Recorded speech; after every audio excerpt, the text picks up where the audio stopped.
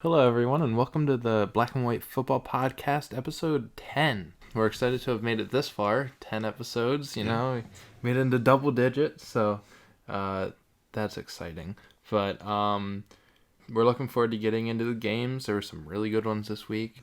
Injuries. I'm joined, of course, by my co-host, Josh Mason. Hello. And yeah, we're very excited to hop right into it. It seems like we always have a theme every week. It's just been consistently great games, and we've been getting some high scoring games. I'm really excited to see the expanded playoffs and the future really of the league, because it's been great football this year. Yeah, no, I think there's going to be some really great playoff games.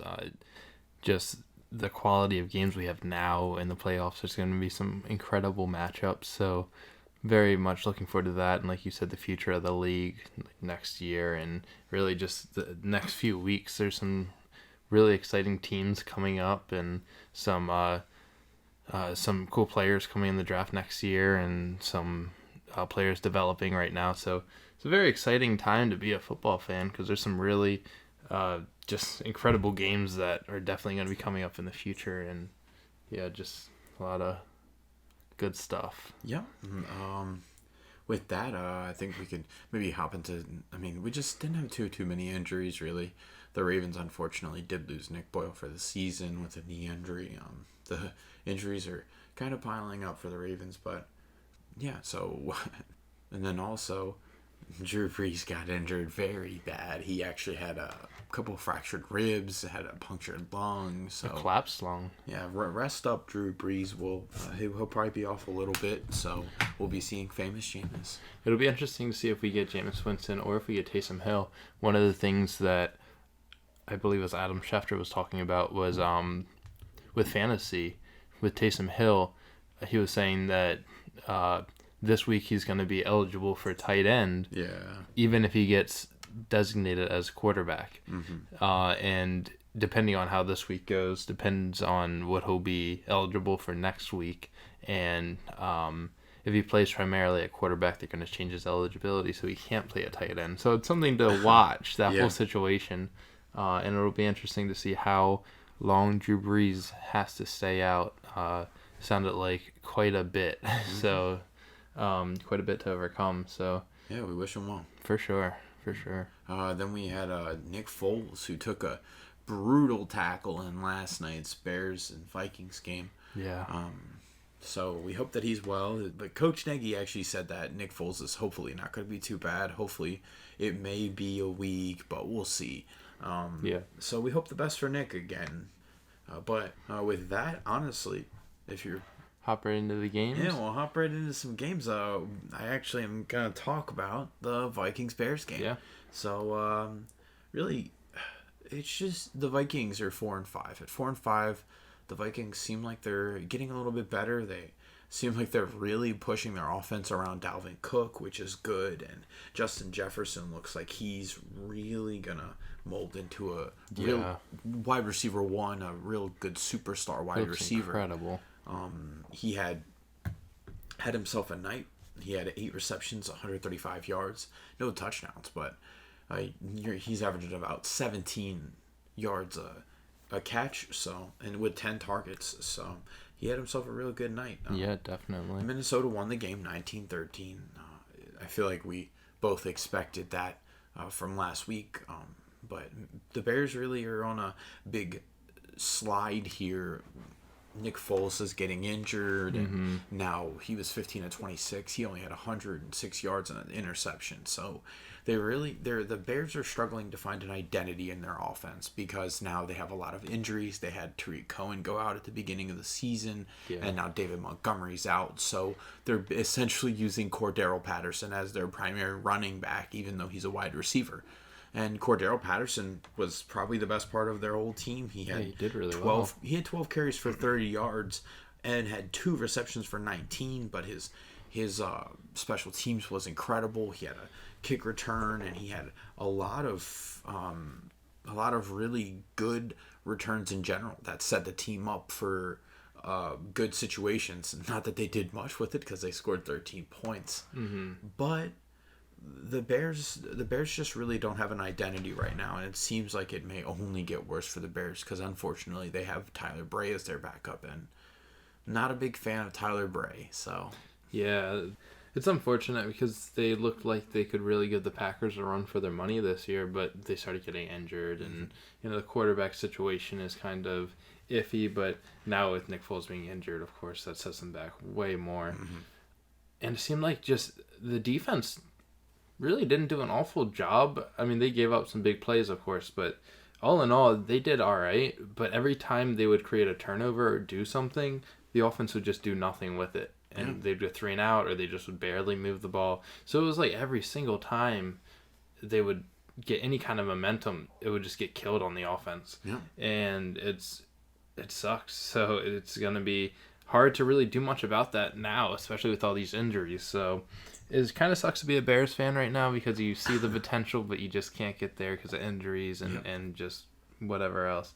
But, the Vikings, it looks like they're starting to, with Justin Jefferson, Adam Thielen's, doing pretty well too, here and there. But Adam Thielen had 4 receptions, 43 yards. He had 2 touchdowns. And he had the first touchdown he had was an incredible catch. So Yeah, so they're kind of starting to figure out who they are, and they're kind of, I don't know if it's going to be too little too late or not. We'll see. It depends on how many wins they can string together. Yeah. So both really cool teams, and it was a pretty good game, a little bit boring at times, but defensively it was good, and with Justin Jefferson, watching him was good because he was a lot of fun to watch. Very entertaining team when they open the ball up and get it to their best receivers. And that's the thing, they finally like threw in this game because they haven't been throwing a whole lot because Dalvin Cook's been doing everything. So with the Bears and their harder defense, they were kind of forced to throw more. And they actually kicked, I think it was the Vikings who kicked their first field goal in like 3 weeks or something. Just insane. But yeah, it was fun watching special teams too. Because like you said, Patterson, great returner. So yeah, it was a fun game. Yeah. And hopping right from that great game over to another incredible game, the Buffalo Bills and the Arizona Cardinals. It was a great game. Josh Allen and Kyler Murray, 2 great quarterbacks going at it, 2 great offenses going at it. Josh Allen, he went 32 for 49, 284 yards, 2 touchdowns, but 2 interceptions as well. So that definitely cost them a little bit. But they had Cole Beasley, who went for 109 yards on 11 catches and got a touchdown. Stephon Diggs, 93 yards on 10 receptions, got a touchdown. Josh Allen caught a pass from Isaiah McKenzie for a touchdown. So in the air, the Bills are pretty incredible. But on the ground, they still have not been able to do much. Yeah. Zach Moss only got 20 yards on 7 carries, and Devin Singletary got 15 yards on 4 carries. And Josh Allen was the leading rusher with 38 yards and 7 carries. So anytime your quarterback is the leading rusher, I guess with these new quarterbacks like, Lamar, Kyler Murray, Josh Allen, they do rush a lot. So, it's kind of unfair at times, but this isn't it. You can't keep like winning games with this, as we've seen. They didn't win this, but you need a balanced attack. Yep. The Cardinals, on the other hand, with Kyler Murray, he went 22 for 32, 245 yards, 1 touchdown and an interception. However, he added 2 more touchdowns on the ground, going for 61 yards on 11 carries. The leading rusher was Kenyon Drake with 100 yards on 16 carries, so a pretty good day. And Chase Edmonds, he played a bigger role than I thought he might. He got 56 yards on 8 carries and added another 21 yards on 3 receptions. So, he stayed involved. Yeah. We'll see if that continues with Kenyon Drake getting fully back to health and everything. I feel like it might, though.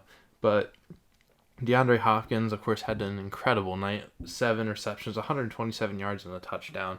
And, of course, he had that incredible catch in triple coverage from Kyler Murray to him. Just insane. They might be one of the best duos in football. Just right now, yeah. Right now, they're... Whew, it was an incredible catch. And it was... the ball was placed right there, but... you got to just give credit to DeAndre Hopkins being able to bring that in with those three, like the focus that takes.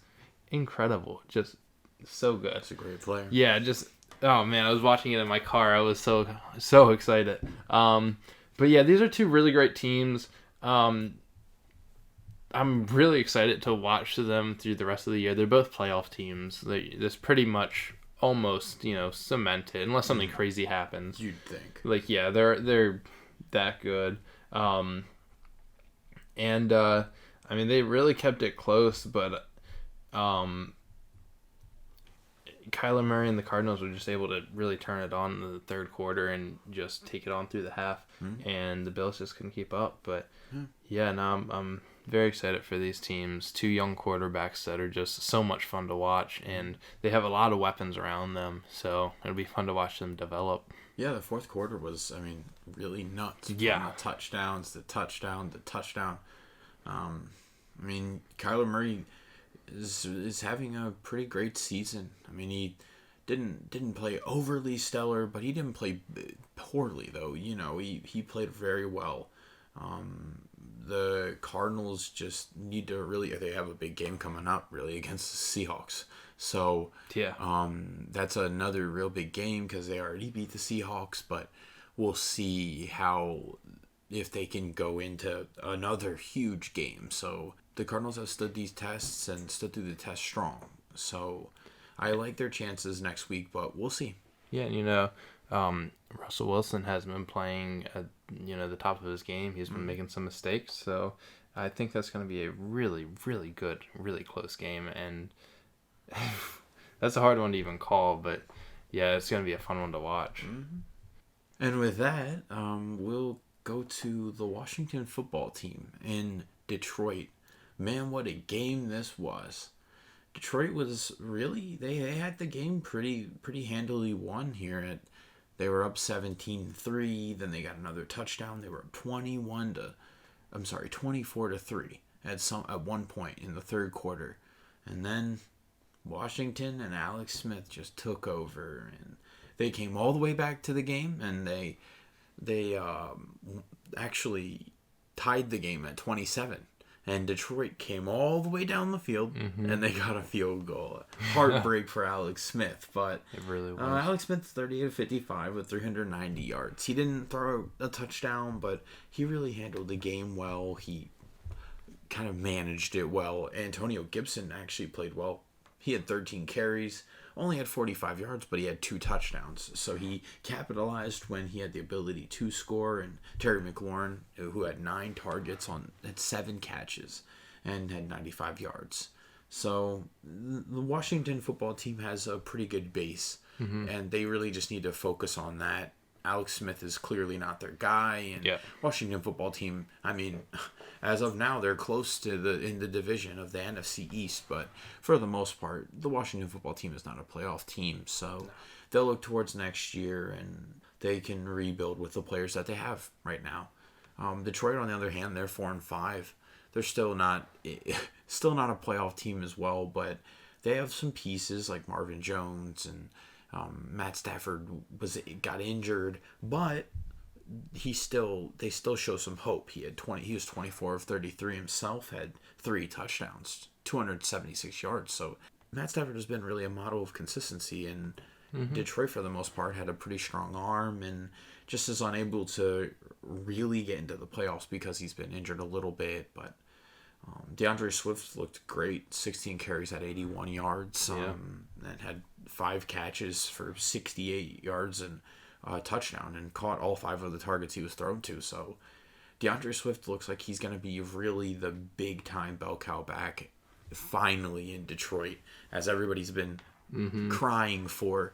So I like Detroit to contend more down the season. They'll decide if they can maybe get a better line for Matt Stafford and maybe shore up the defense. I've heard that Jeff Okudah has been a little bit underwhelming from Ohio State in the draft, but we'll see what happens with Detroit. But they're 1-3 at home now, so they've got their first home win, so it's good for them. Yeah, I think Washington, I feel like they need to figure out what they're doing at quarterback, because they have Dwayne Haskins, but It doesn't look like they're going with him in long term, in the long term. But and Alex Smith, of course, is a short term fix. So once they get a quarterback there, it'll be interesting to see how the team does. Because like you said, they have the groundwork kind of laid out. Like they have a decent base. Mm-hmm. They're missing a few key pieces. Mm-hmm.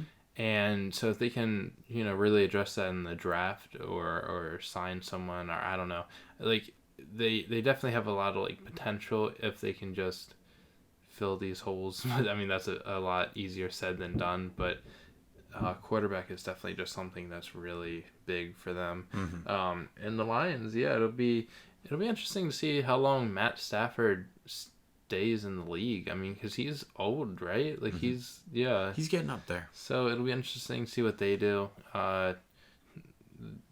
It's kind of a similar situation there. They have like a decent base. I mean, mm-hmm. Like you said, like they have all those players. They have a lot more receivers, I would say, but they still have. They don't have as many running backs with the Washington football team. They have 2 or 3 backs that look like they could be significantly good. They have Antonio Gibson, right? Mm-hmm. Yeah, and he had an incredible week last week. Yeah. So it's like the Lions, I don't know, they've been kind of mediocre for like a long time, but I do completely agree that Matt Stafford is pretty much just a model of consistency. I feel like that's pretty much just him. You know what you're getting every year mm-hmm. with him, and he stays right about the same skill level, and he keeps them in games, but, they just have issues elsewhere, so... Yeah.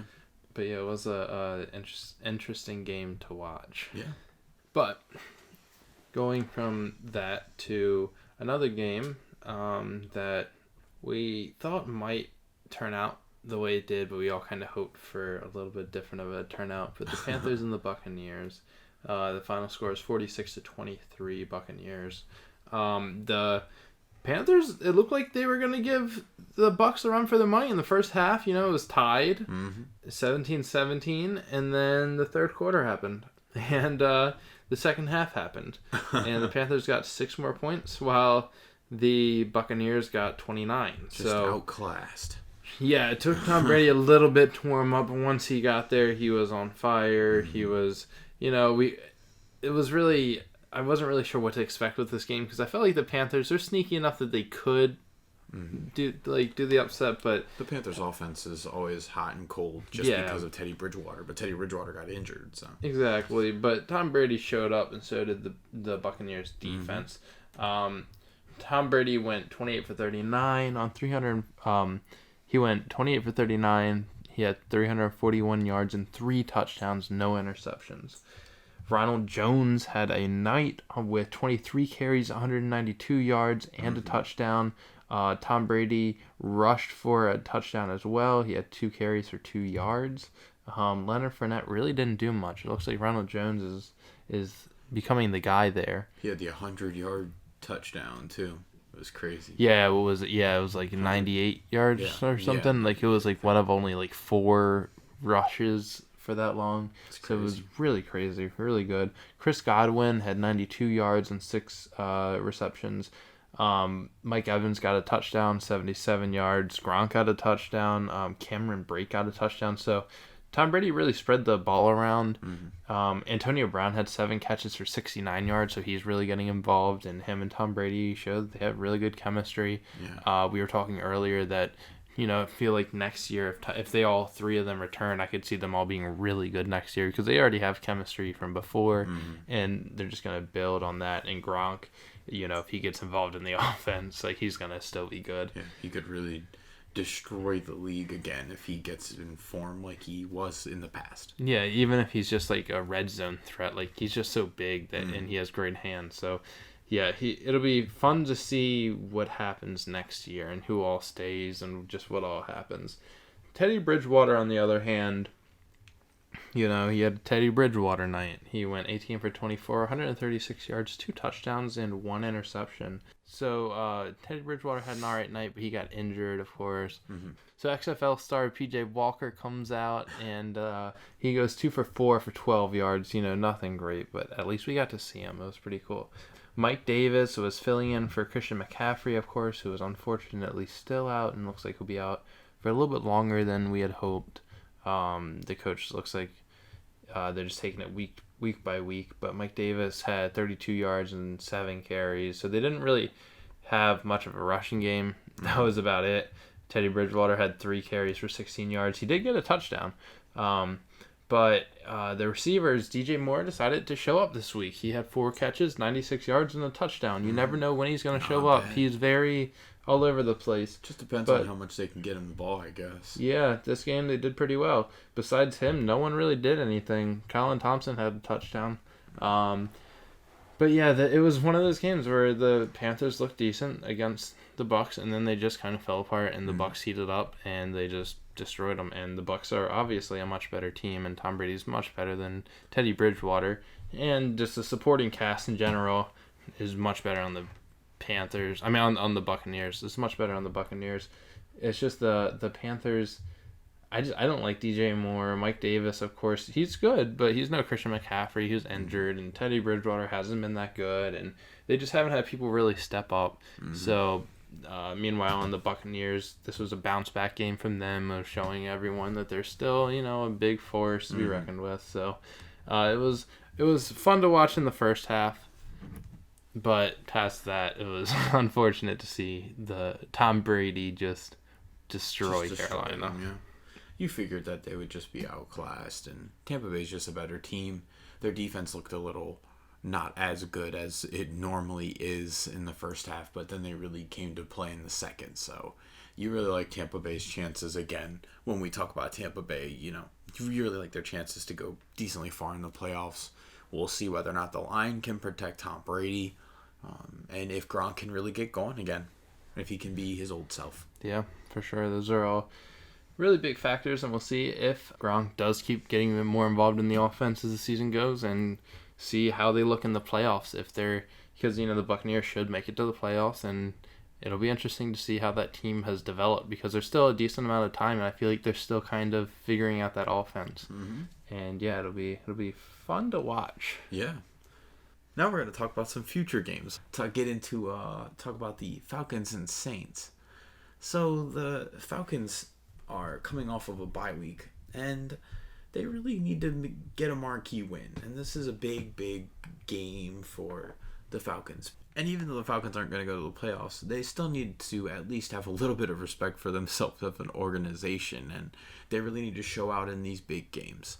New Orleans is just a team, though, that I don't think that they'll win this game, but the Falcons at least can put a lot of pressure on New Orleans and stretch them in this game. Matt Ryan always has big games, and Julio Jones looks like he is, unfortunately, now that the Falcons are 3-6, is finally turning it on. They unfortunately did lose Calvin Ridley, so they're a little bit low at the receiver position, and they also have Todd Gurley, but the Falcons still have a lot of pieces where they can score, and the Falcons could be a high-scoring offense. Their defense, however, is very poor, to say the least. Their defense is allowing 422 yards total per game, which is 100 more yards than New Orleans is allowing per game. New Orleans is allowing 327 a game, and the Falcons are allowing 422 yards a game.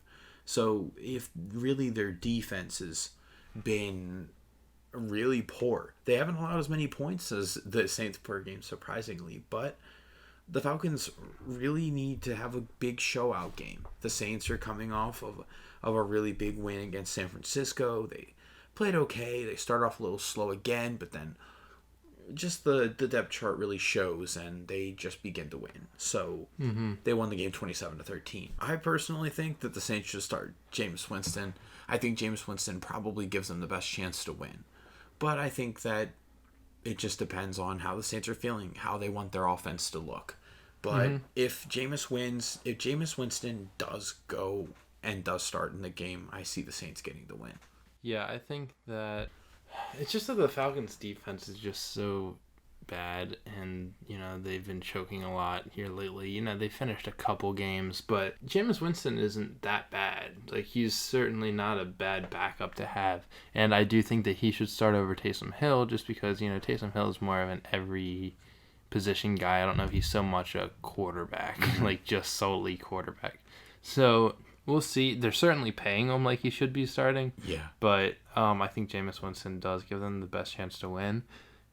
And with some injuries to the Falcons and stuff, and just their typical inability to hold leads and stuff, I'm gonna give this to the Saints, especially because they have Kamara who can really take a lot on his back, and he can bail Jameis Winston out of a lot of stuff. So Michael Thomas finally healthy Thomas, now. Exactly. I'm gonna say them because honestly, Jameis Winston probably has an even better cast right now than he did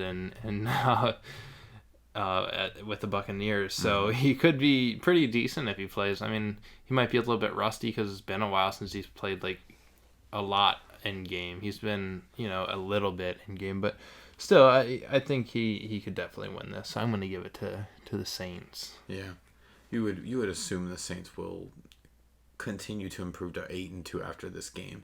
It actually does say that Calvin Ridley is questionable, so we'll see. Maybe Matt Ryan has his full complement of receivers, and the Falcons do pull an upset here. I don't put it past the Falcons. I don't think that the game will be. I don't think the game could be a blowout, but I do think the Saints will win the game, and they will get the job done at home. Yeah, I definitely agree.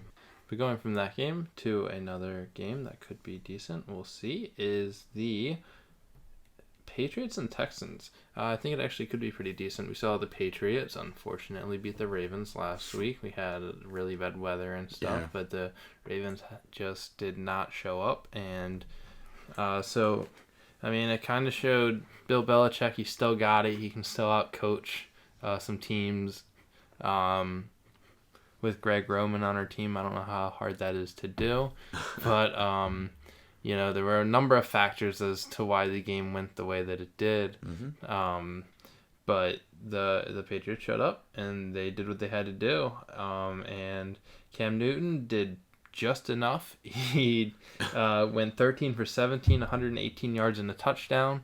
Nothing crazy, but he didn't turn the ball over, and that was pretty big because in a game like this, turnovers are pretty much everything.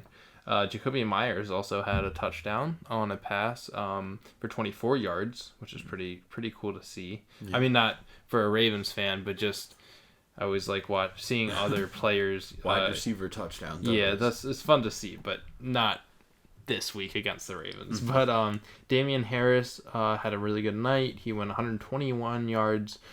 On 22 carries, the Ravens just could not stop him, just with the rain and whatever, and injuries. But so he had a great night. Rex Burkhead added 31 more yards on 6 carries, but he also had 4 receptions for 35 yards and 2 touchdowns. So he wasn't crazily involved with the running game, but he got those 2 touchdowns, which kept him very relevant.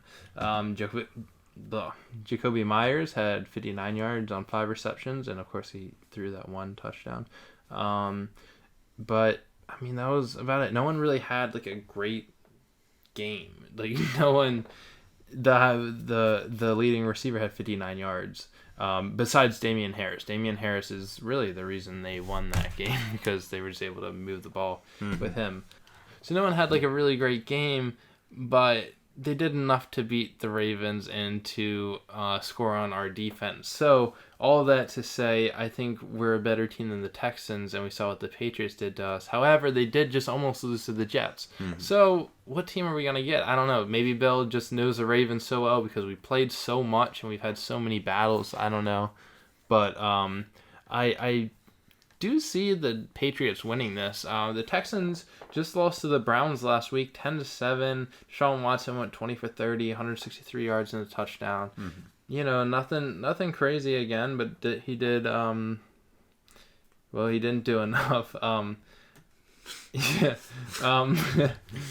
Nothing crazy, and unfortunately not enough to get the win. Duke Johnson was playing in place of David Johnson, and it looks like it'll be that way for a little bit, for a few weeks. At least the next 2 weeks, I guess. Yeah, so Duke Johnson didn't really do much. 14 carries, 54 yards. He averaged 3.9. Nothing great. Not terrible, but really not great. with their receivers, they really got to figure out what they're doing because they got Randall Cobb, Brandon Cooks, Will Fuller, and it seems like they're just. I mean, some weeks they'll pop off, and other weeks they'll just do nothing. Yeah. So it's very inconsistent, and they are very good receivers. I mean, all three of those. Randall Cobb, a little bit older, but all those receivers aren't bad, and one of them's kind of got to step up and be the leader, and it's just.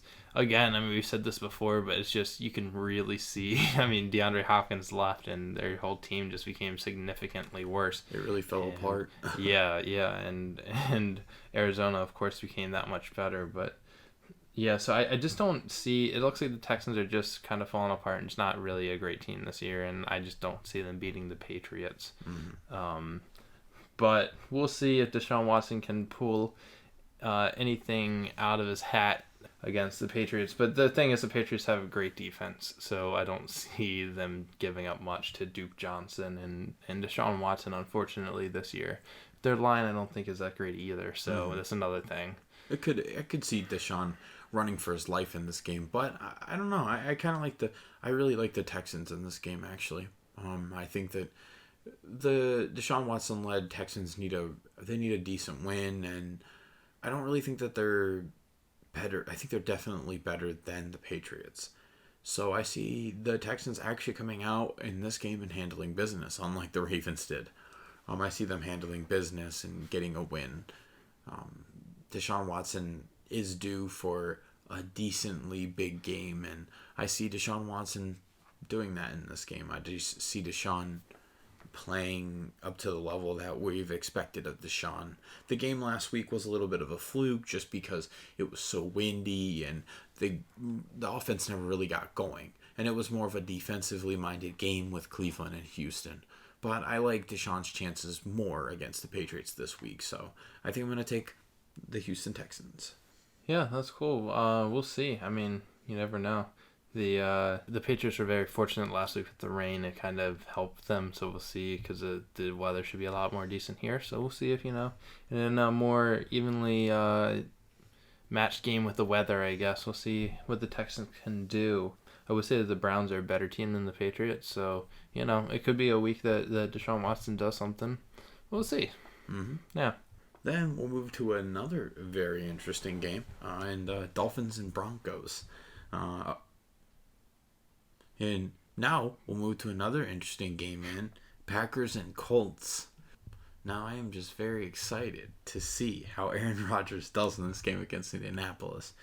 Indianapolis is 6-3, and they had a bye week this week. And the Indianapolis Colts had a humongous marquee win against the Tennessee Titans on Thursday Night Football. So the Colts are showing that they're hot and cold. They shut down the Tennessee Titans, but then they lose to the Ravens. And I don't know if we have a decent barometer there, but I'm not sure if the Titans are better than the Ravens, and I'm not sure if the Ravens are better than the Titans. We'll find out because the Ravens are playing the Titans this upcoming week. But the Indianapolis Colts came out and they got the win. Hines played well. Philip Rivers is been a little underwhelming, has 11 touchdowns and 7 interceptions this year, but he's done enough to get them to 6-3 and 3-1 at home. So wins matter, and Philip Rivers has been able to get those wins. On the other hand, you also have Aaron Rodgers, who has 26 touchdowns and 3 interceptions. So Aaron Rodgers is leading a loaded offense with Devontae Adams and Aaron Jones, with Jamal Williams, and the Packers are an offensive powerhouse. So we're looking to see. I don't think that there's a chance that Indianapolis wins this game. I'll say that. Either. I think the Packers will do what they need to do. They'll go into Indianapolis and they'll win the game, and the game will be definitely competitive because Indianapolis still has a good defense, but they won't be as good as the Packers, and the Packers have shown a lot of consistency. And when you have a quarterback that has 26 touchdowns and 3 interceptions, really, that's all you have to really say for Aaron Rodgers. So he's having another great season, and I expect for that to continue against Indianapolis. Yeah, no, I don't think Philip Rivers is going to lead the Colts to a victory here. The Packers have way more firepower, and they're just way better. Aaron Rodgers is, in a whole different tier. The Phillip Rivers, of course, and Aaron Jones and Devontae Adams have been having just incredible years, along with Aaron Rodgers. So I think it would be a real upset if the Colts won this, and I don't see it happening. So I think the Packers will win this pretty easily. I don't know personally if I think it'll be super close. I could see the Colts putting up some points, but I think the Packers will score quite a bit. They're just really hard to stop right now. They're pretty hot, so we'll see though. So moving right along to the Dolphins-Broncos game. We'll be able to see Tua, which will be pretty fun to watch, and Drew Lock go at it. Maybe Drew Lock. Maybe. I forgot he is injured as well. Yeah. So we might see Drew Lock or we might see Brett Rippon. And then, there's always Driscoll out there just if Rippon goes down or something. But so we'll see one of them come out along with Tua, who's been pretty fun to watch. And he's 3-0 as a starter with the Dolphins. Last week he went 15 for 25, 169 yards and 2 touchdowns. He had some rushing help with Salvon Ahmed. Mm-hmm. He had 85 yards and 21 carries and a touchdown. Tua actually didn't add anything. He had 6 carries for -1 yard, so he didn't add much to the rushing game at all. Added negative he points. took away from it. But receiving, he had Jakeem Grant, who had a touchdown but only 43 yards and 4 catches, and that was his leading receiver. Mike Gesicki had 40 yards on 2 receptions, but really no one did anything. Devontae Parker wasn't really in the game. It was just kind of a lot on the ground, and Jason Sanders had, their kicker. He missed a field goal, but he got 3 more and 2 extra points, so he had 11 of the points. So the Dolphins, they're looking pretty good, and unfortunately the Broncos aren't, but it's fun watching Tua. I mean, the Dolphins are now 6-3, and they're not getting a whole lot of buzz right now, but they're definitely a team that's, you're going to have to look out for them, especially if they make the playoffs. They're one of those teams that, they could cause some trouble. The Dolphins have a lot of potential here. The Dolphins have a lot of picks, too. I really think if Tua can be as good as he's been advertised the last couple of games, I really see the Dolphins being genuine contenders in the next couple years. They have a lot of salary cap. They have a lot of picks. So look out for the Dolphins. I'll just say that. Yeah. No, they're definitely a dangerous team, and they're only going to get better, and they really are a playoff contender this year. So it'll be interesting to see what they do and if they can string together some more wins. I do think they'll win this game. I think they're a much better team than the Broncos, especially with all their injuries and everything. So my prediction, if it's right, of course, then the Dolphins go 7-3. And when's the last time there's been a respectable record for the Dolphins? It's been forever. So this is really cool to see. It's nice that Tua's finally in the game and playing and doing well enough to get some wins. It's fun to see just a really bad team start getting good because just more competition, and that whole division's really getting pretty good. So it's going to be fun to watch in the future. And it's weird seeing the Patriots not being the top guys with the other teams. It's like Tom Brady left, and now there's room for the other teams to grow. Yep. So, I definitely have the Dolphins winning this. The Broncos just aren't doing much, but yeah. Do you have a prediction?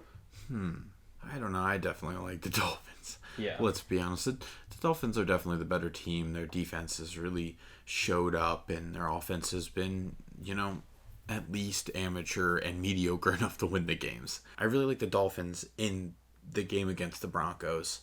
I expect the Dolphins to shut down whoever's at quarterback, even if it's Drew Lock, if it's Driscoll or Rippon. I really think I like the Dolphins over the Broncos.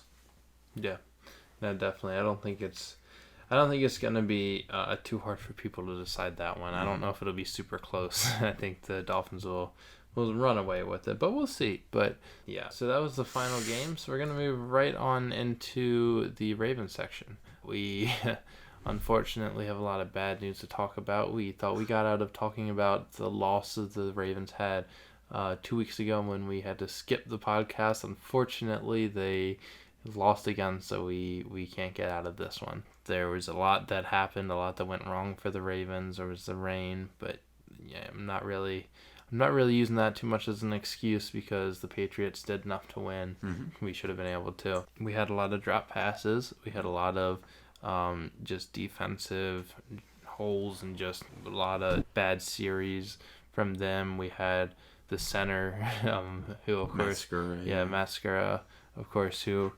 couldn't some bad take a ball snaps. really. Yeah, every snap seemed to be horrible. Lamar missed a few plays, but you can't really pin this one on him. It felt like a Joe Flacco type loss where everything is just like going wrong around him. No one's catching balls. Nick Boyle, our tight end with arguably the best hands, went down, which was a huge blow because he's the best blocking tight end in the league, and he's a great tight end, like catching and everything. Big bummer to lose him. Huge loss. And we're still dealing with a lot of injuries at defense and injuries, of course, on offense. Our line is trash now. We're going to have to make some kind of move probably, or it's just sad because you can kind of tell we're not a Super Bowl contender right now. Earlier on in the year, we were kind of higher on us, but there's just so many holes right now that unless we can pick up someone who really helps out the team, like a lineman that's just floating around out there, that could just be great. Yeah, I can see us getting to the playoffs, maybe like a wild card team. I feel like the Steelers are pretty much, I mean, we're like, 9-10 weeks in, but they have one of the easiest schedules also. And we still are facing the Titans next week. Yep. And the Steelers. And, I mean, right now, I don't know if we're in a position to beat either one of the, I don't know, at least the Titans. I don't know. We could probably beat the Steelers because they're division and all, but the Titans, I don't know. They're going to be rough. I mean, we're going to have Derrick Henry to deal with and Ryan Tannehill, A.J. Brown. I like our chances against the Titans, but, I mean, I feel like the Ravens just, their front line is just very bad right now with Calais Campbell injured, and it seems like Brandon Williams is going to be week to week. We just have an unfortunate situation where we have a lot of injuries. Lamar didn't play awful in this game, had 249 yards throwing, 2 touchdowns and interception. Unfortunately, that interception was a very costly one because we were going into the red zone and it could have been an easy 3 points that was taken off the board at the very least. But Lamar Jackson also had 55 yards rushing, so didn't do much on the ground and had the most carries on our team, but still, the Lamar Jackson, I would say, wasn't the primary target for the loss here, but Lamar Jackson can always be better. The weather wasn't also great, but Cam Newton also had 118 yards with 1 touchdown, as you said earlier with the Patriots statistics. So we don't need to go too far back, but the Patriots did enough to get the win. But the Ravens really have to pick up the pieces here and say, where do we go from here as a team again?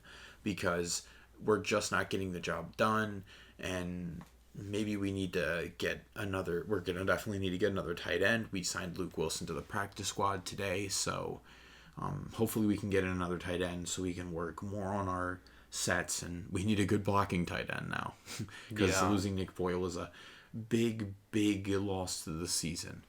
But I think the Ravens can rebound. I think I see the Ravens winning this game against the Titans upcoming. I do think the game's going to be very close, but I think Lamar Jackson in this game in particular has more to prove than past games. I think Lamar Jackson has a lot to prove in this game against the Titans. So I like the Ravens' chances again. I think that everyone has unfortunate series of games, and you've seen that in Russell Wilson as well. Russell Wilson has had a couple very poor games recently, but I still like the reigning MVP, Lamar Jackson, to rebound off of that and beat the Titans next week. So you're choosing the Ravens then? I am. I think I'm gonna do my first. I'm gonna choose the Titans. I don't know.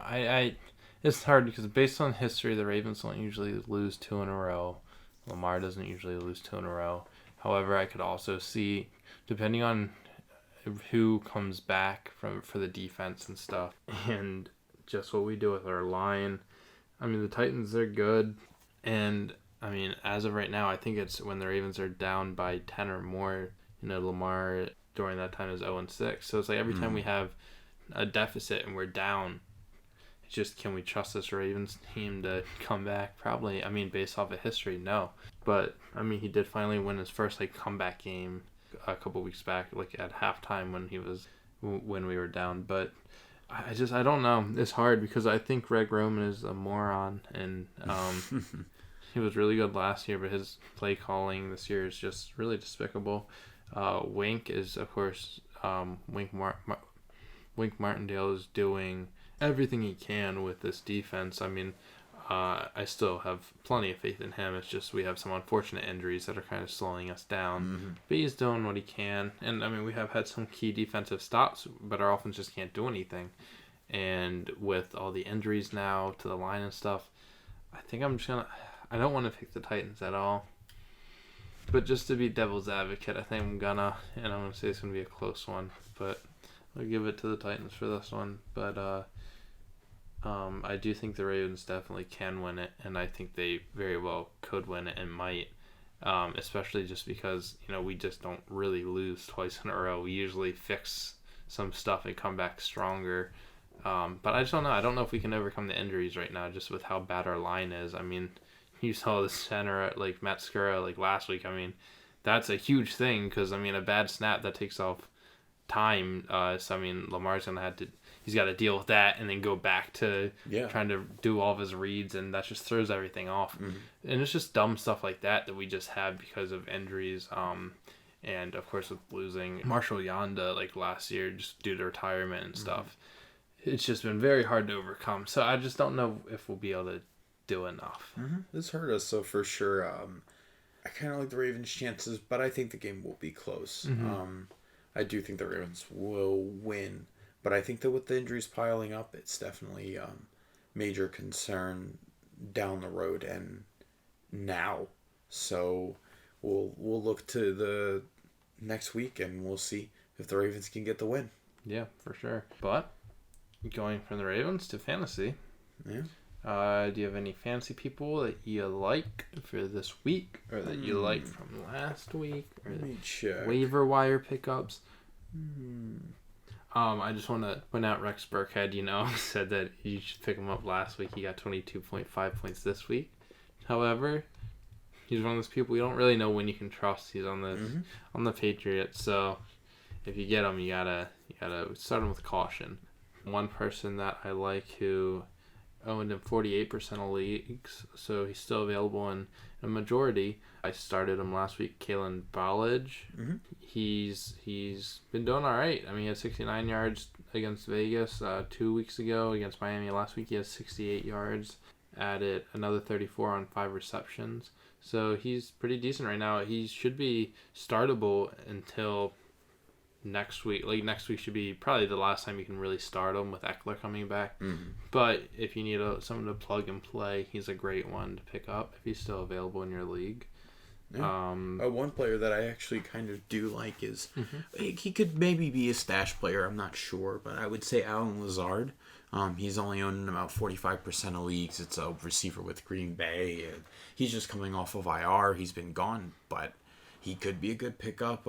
He was getting the targets before in the beginning of the season. So if you have a receiver and you're light there, which the receiver position hasn't been as light as it has been in past years. We have a pretty decent buffet, I guess I would say, of receivers that you can start. So he may not be a player that is a start right now, but maybe down the road, maybe in the next week or so, because we're starting to get towards playoffs soon. Maybe he could be a playoff starter. We'll see. Yeah, for sure. One other one that I'm actually putting a waiver on this week, I think, because I'm ahead of you in waivers, so I can say this. Who I unfortunately dropped, but it was to get Ballage, is Jacoby Myers. He's still a really good receiver. It looks like he's getting involved pretty well. He even threw a touchdown pass last week. He's getting a lot of catches. It looks like Cam Newton's really kind of trusting him. He had 5 receptions last week, 12 the week before, and 6 the week before that. So really good volume, especially with Edelman out and stuff. So he's someone to look at. He's only owned in 38% of leagues. So if you need a receiver, he's a good one to look at. Yeah, definitely.